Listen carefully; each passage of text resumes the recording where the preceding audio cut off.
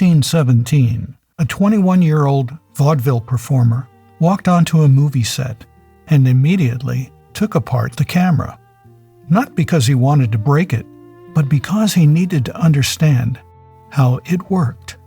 That performer was Buster Keaton, and what happened next changed the art of filmmaking. Keaton had been performing his entire life, thrown across stages by his father since he was 3 years old. He'd learned to control his body with mathematical precision. His stone face never betrayed pain, never showed surprise. He was already a master of physical comedy, but he didn't know it just yet. When Roscoe Arbuckle handed him that camera, Keaton saw something others missed. This was not just a recording device. It was an engineering problem with infinite solutions. Every shot was a physics experiment. Every gag was an architectural challenge. Within hours of that first encounter, Buster Keaton was acting in front of the camera. By the end of the week, he was designing scenes. What he discovered that day wasn't just a new career. It was his true language. Watch The Cameraman, and you'll see what I mean. Keaton plays a street photographer trying to impress a girl who works at a newsreel company. But what you're really watching is a masterclass in visual storytelling.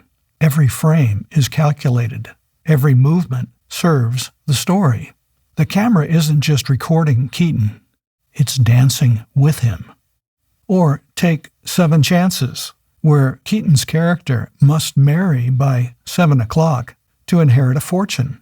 The film builds to an impossible chase sequence, hundreds of brides pursuing him through the streets. Then a mountainside avalanche where boulders the size of houses tumble after him with perfect comic timing. It's not just funny, it's architectural. Keaton designed those sequences like an engineer, calculating momentum and gravity and human reaction time down to the frame. This was genius operating at full capacity. Keaton understood that film comedy wasn't about being silly. It was about being smarter than everyone else in the room, including the audience. His stone face became his trademark, but it wasn't stoicism. It was concentration. When chaos erupted around him, his characters remained focused problem solvers. In The General, he's a Confederate train engineer whose locomotive gets stolen. What follows isn't just a chase scene.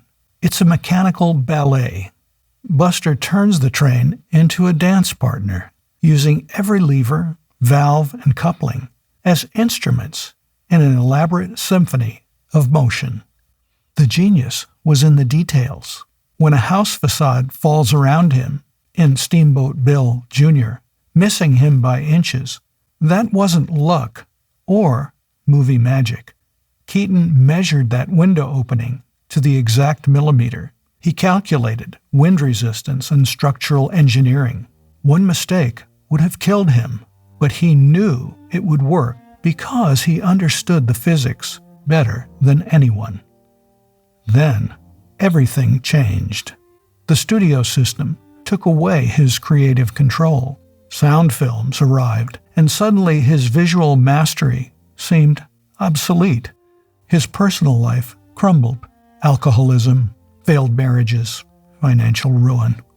For 30 years, one of cinema's greatest innovators was reduced to bit parts and cheap gags. But here's the thing about genius. It doesn't disappear. Even during his darkest years, Buster kept creating. He'd show up on sets and quietly improve every scene he was in. He'd work with young comedians, teaching them timing and technique. The mechanical precision never left him. When film scholars rediscovered his work in the 1960s, they found something extraordinary. These weren't just old comedies. They were masterpieces of visual art. Films that pushed the boundaries of what cinema could do, created by a performer who understood his medium better than anyone before or since. Everything that followed, the masterpieces, the innovations, the influence on generations of filmmakers. All of it started with curiosity and a need to understand how things work. They broke his body in vaudeville. Hollywood broke his spirit. Time tried to erase him completely. But genius doesn't break. It endures. It waits. And eventually, it gets the recognition it always deserved. Buster Keaton never smiled on screen because he didn't need our approval. He had something better than fame. He had become the master of time, space, and dimension.